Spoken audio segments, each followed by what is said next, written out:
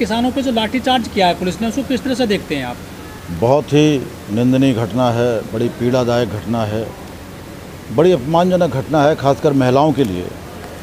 धोखे से पुलिस ने किसानों के पास जा कर के उनसे मीठी मीठी बात करके और फिर चारों तरफ से जब घेर लिया तब महिलाओं पर बर्बरता से लाठीचार्ज, और लाठीचार्ज के साथ साथ जो पथराव किया है, भाई पत्थर मारना पुलिस का कहाँ से काम है? पथराव भी किया पुलिस ने, गोली भी चलाई। तो ऐसी कोई बात नहीं थी। अपने मुख्यमंत्री से, जिसको उन्होंने बनाया था, उस मुख्यमंत्री से अपनी बात कहने जा रहे थे, अपनी ज्ञापन देने जा रहे थे, तो उनको इस तरह से किया गया, ये तो बेहद गलत बात है। लेकिन सर, आंदोलन तो यूपी में, उत्तराखंड में हर जगह चल रहा है। ये किसान आंदोलन हरियाणा में क्यों हिंसक हो जाता है? आखिर क्या वजह? पुलिस क्या करती है या फिर किसानों की तरफ से कोई बात? वहाँ की पुलिस का जो रवैया है वो ज़्यादा गलत है। पुलिस का रवैया ठीक नहीं होना चाहिए। क्योंकि देखा गया सबसे ज़्यादा अगर कहीं पिटे हैं किसान तो वो हरियाणा में पिटे हैं, चाहे पंजाब से हैं किसान हो। वहाँ की सरकार ने आदेश दे रखे हैं पुलिस को कि किसानों को देखते ही लाठी मारी जाए, गोली चलाई जाए, और यहाँ तक एक हथियार नया दे रखा है वहाँ की सरकार ने कि पत्थर भी अब किसानों को मारे जाएं। पर खट्टर साहब तो मानवता की बात कर रहे हैं वो। हाँ, नहीं, ये यही काम करते, मानवता की बात करते, फिर काम दानवता के करते हैं। बात मानवता की करते, काम दानवता की करते हैं ये काम। एक तरफ कहते हैं अन्नदाता है, दूसरी तरफ गड्ढे खुदवाते हैं, लाठी चलवाते हैं, आंसू गैस के गोले चलवाते हैं। हाँ, अब जब वोट लेना होता है, जब चुनाव में जाते हैं, तब अन्नदाता कहते हैं, पैरों पे गिरते हैं, और जब सरकार बन जाती है तो फिर जो अपने आप को सितारे हिंद समझते हैं और इस तरह का बर्बरता का व्यवहार करते हैं। और ऐसा जनता बार बार इनके झांसे में आती रही, इसलिए वो फंडा अपनाए हुए हैं। लेकिन अब जनता इस हिंदुस्तान की, अकेले हरियाणा की नहीं, इस पूरे हिंदुस्तान की जनता इस तरह के झांसे में आने वाली नहीं है। इस किसान आंदोलन ने निश्चित कर दिया है कि अब गलत चीज़ों को बर्दाश्त नहीं किया जाएगा। सर, कब तक पिटता रहेगा किसान ऐसे? नहीं, ऐसी कोई बात नहीं है। किसान खड़ा हो गया, सीना तान के मजबूती से खड़ा हो गया है, और संघर्ष में तो कोई समय सीमा नहीं होती है, और जुल्म की भी कोई सीमा नहीं होती है। तो हम लोग हर तरीके से पक्का बन करके आए हैं। जो भी परिस्थितियाँ आएंगी उनका सामना करेंगे, लेकिन हटेंगे नहीं। सर, कोई भी किसान अगर सरकार की मुखालफत करता है, उसके खिलाफ बोलता है, उसे या तो गिरफ्तार कर लिया जाता है, उसके ऊपर केस हो जाता है। बिल्कुल सही कहा आपने। किसान क्या, आपने देखा होगा कुछ पत्रकार साथी अगर सरकार के खिलाफ खड़े हो गए, खिलाफ का, और उन्होंने जो सही बात कह दी, सरकार की कमजोरियों को उजागर कर दिया, उनको ऊपर मुकदमे हुए, जेल डाला गया। हमारे कुछ सोशल मीडिया के साथी थे, उनको भी उसको बड़ी बर्बरता की गई। जो भी है, जो सरकार की मुखालफत करेगा, जो कायदे की बात करेगा, इनकी गलत नीतियों का विरोध करेगा, उसके खिलाफ इनकी एजेंसियां काम करने लगती हैं। कहीं ईडी आ जाती है, कहीं सीबीआई आ जाती है, कहीं कुछ आ जाता है। तो बहुत सारे हथियार हैं इनके पास, उनका जो प्रयोग करते हैं। तो आप कैसे लड़ोगे इन हथियारों से सर? हम लोग शांति से लड़ेंगे, गांधीवादी तरीके से लड़ेंगे। जो हमें संविधान ने एक अधिकार दिया हुआ है कि शांतिप्रिय आंदोलन करने का अधिकार है, हम शांतिप्रिय तरीके से, लगभग 6 महीने पूरे होने जा रहे हैं, हम शांतिप्रिय तरीके से लड़ेंगे। इनके जुल्म का जवाब हम शांति से दें। सर, कई लोग कहते हैं कि विरोध तो करना सबको अधिकार है, लेकिन हरियाणा में किसान ज़्यादा उग्र हो जाते हैं।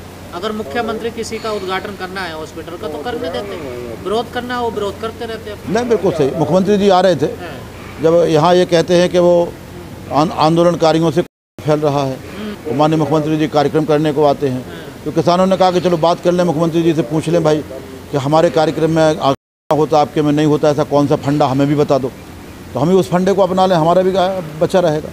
तो इस तरह से बातचीत करने अपने मुख्यमंत्री से जा रहे थे। जनता जनार्दन है और जननेता को बात सुनना चाहिए। तो जब भी जनता ने मुख्यमंत्री जी से या किसी नेता से बात करना चाहिए, तो पुलिस की लाठी, गोली और एक नया हथियार निकल के आया, पत्थर, ये उनके बीच में आ जाता है, इससे हिंसा हो जाती है। इसकी जिम्मेदार पुलिस है, हरियाणा सरकार है, जनता। लेकिन सर, जब ऐसी बर्बरता सामने आती है तो लगता नहीं कि सरकार कोई बात मानने वाली है? मानेगी। जुल्म की भी एक सीमा होती है, जुल्म की भी एक इंतहा होती है। जब ये इंतहा तक जुल्म कर लेंगे और हम लोग फिर भी पीछे नहीं हटेंगे, तो तब इन्हें मानना पड़ेगा, मानेगी। लेकिन सर, अभी तक 6 महीने से आंदोलन को हो गया, 450 किसान शहीद हो गए, कई जगह लाठीचार्ज भी हुए हैं, पर सरकार टस से मच नहीं हो रही। हाँ, नहीं, टस से मच तो हुई है। क्योंकि जब आंदोलन की शुरुआत हमने की तो इन्होंने कहा था गंगा जल की तरह पवित्र है हमारा कानून, सोने के अक्षरों की तरह बिल्कुल चोखा है, एक भी शब्द नहीं बदला जा सकता है। 11 दौर की वार्ता के बाद इनको एक दर्जन संशोधन के लिए तैयार हो जाते हैं। ये कानूनों को स्टैंड करने के लिए, मतलब मुलतवी करने के लिए तैयार हो जाते हैं। माननीय सर्वोच्च न्यायालय संज्ञान लेकर के इनको फटकार लगाता है, वो कहता है कि ये कानून लागू करने काबिल नहीं है, इन पर विचार किया जाए।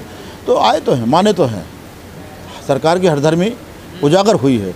लेकिन अब ये अपनी वो हठधर्मी जो थी, धीरे धीरे जब इनकी सारे चीज़ें उजागर हो गई। देश की जनता ने 130 करोड़ जनता ने इनके सारे आरोप खारिज कर दिए, सारी चीज़ों को उजागर हो गया। तो अब हठधर्मी वो है वो अब थोड़ा सा झिझक में शर्म में बदल गई। अब जो शर्मा रहे हैं कि कैसे हम विरोध तो पूरे देश भर में हो रहा है जी। और सरकार को अपने वोट बैंक से बहुत प्यार होता है। सरकार कहाँ मजबूती स्थिति में वो नजर आ रही है, कहाँ अपने आप को खड़ा देख रही है कि विरोध भले से हो रहा है लेकिन वोट तो मुझे मिलेगा ही नहीं। देखो, सरकार हो या कोई भी राजनीतिक दल हो, इनकी प्राण जो होते, इनकी जान होती, वोट होता है। तो और वोट बैंक का जो भी होता है वो चुनाव में खुलासा हो जाता है, दूध का दूध पानी का पानी हो जाता है। तो जो चुनाव आए हैं, विधानसभाओं के चुनाव हुए, कुछ उपचुनाव लोकसभाओं के हुए, कुछ उत्तर प्रदेश में पंचायत चुनाव हुए, इन चुनावों ने इनकी पूरी चीज़ का पूरा भंडाफोड़ कर दिया। वोट बैंक की पॉलिसी का एक आईना दिखा दिया इनको कि आज की पोजीशन ये है और ये आंदोलन अगर चलता रहा, किसानों का अपमान इसी तरह किया जाता रहा, किसानों को इसी तरह इग्नोर किया जाता रहा, किसानों की बात को नहीं माना गया, तो आगे का आईना आज से दिखाई दे गया, कल की तस्वीर और ज़्यादा भयावह होगी। लेकिन सर, हरियाणा में कोई भी नेता बीजेपी का जो सरकार में है वो निकलने से डरता है, कई बार सोचता है और उसका विरोध भी होता है सड़कों पर। लेकिन यूपी में ऐसा नहीं होता। यूपी में तो सारे नेता घूमते हैं फिरते हैं। कल योगी जी भी गए, पूरे वेस्ट में घूमे हैं वो। लेकिन यूपी में इस प्रकार नहीं होता सर। नहीं, देखिए ऐसा है, बहुत सारी चीज़ें हैं। आज कोविड की परिस्थिति है, कोविड की महामारी है। इनकी तैयारी के सिलसिले में आए, उसकी लोगों की परेशानी में मजबूती करने के लिए आए, किस तरह से मेडिकल सिस्टम मजबूत होगा, क्या कमियां वो देखने आए। तो हमारे टिकैत साहब से नरेश जी से अनुरोध किया गया।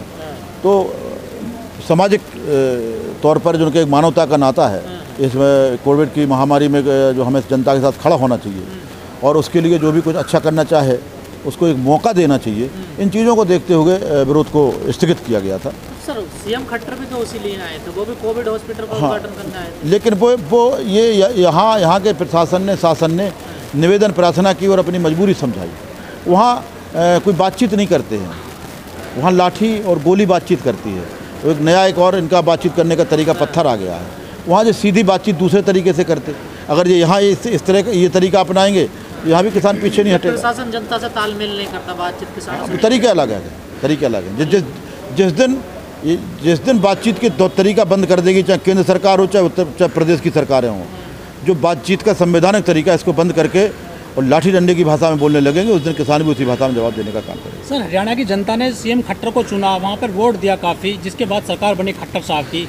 लेकिन वहाँ की जनता सीएम साहब को न ज़मीन पर उतरने देती है, न हेलीकॉप्टर उतरने देती है, न मंच पर चढ़ने देती है, जबकि उस संवैधानिक पद पर वो आसीन है सीएम खट्टर साहब। ऐसा विरोध किया जायज़ है जनता द्वारा?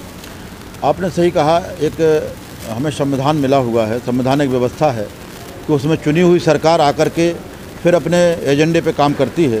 तो सब हमारी मजबूरी है, जब तक हम किसी को चुनेंगे नहीं तब तक उसकी असलियत निकल के बाहर नहीं आएगी। तो हमने हरियाणा सरकार क्यों कहते हैं, हम तो केंद्र सरकार को भी चुना। तो जब चुन करके इनको बैठाला गया, जब इनकी एक्टिविटी देखी गई, तब समझ में आया कि ये तो गलत लोगों का चयन हो गया, इसलिए उसका विरोध करना पड़ रहा है। क्योंकि हम लोग कोई राजनीतिक दल तो है नहीं कि जो उनकी सरकार को हटा करके हमें बैठना हो। हमें सत्ता में बैठना नहीं है, हम राजनीतिक प्रतिद्वंदी नहीं हैं। हम देश के किसान हैं, अन्नदाता हैं, जो इस देश के भरण पोषण का काम करते हैं, हिंदुस्तान की अर्थव्यवस्था को मजबूत करने का काम करते हैं। $5 ट्रिलियन का जो सपना सरकार देख रही है, वो बगैर एग्रीकल्चर सेक्टर को मजबूत किए नहीं पूरा हो सकता है।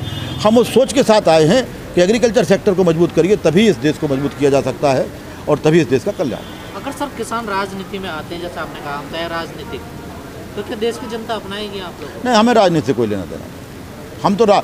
हम सुधार जहाँ कोई गलती हुई है, जहाँ लोगों में विकार आया हुआ है, जैसे इस कृषि प्रधान की देश की सरकारें किसान के एजेंडे से, किसान के रास्ते से भटक के व्यापारियों के, उद्योगपतियों के रास्ते पे चलेंगे, तो हम लोगों को यहाँ दिल्ली आना पड़ा। सरकार तो चैलेंज करेगी ना कि सिस्टम में आइए फिर करिए कुछ। नहीं, बोलना तो बड़ा आसान है। देखिए, जो कीचड़ में खड़ा होता है वो चाहता है कि पहले कीचड़ में कूदिए, तो वो खुद ही हमें जितना गंदा वो दूसरे को गंदा बनाना चाहता है।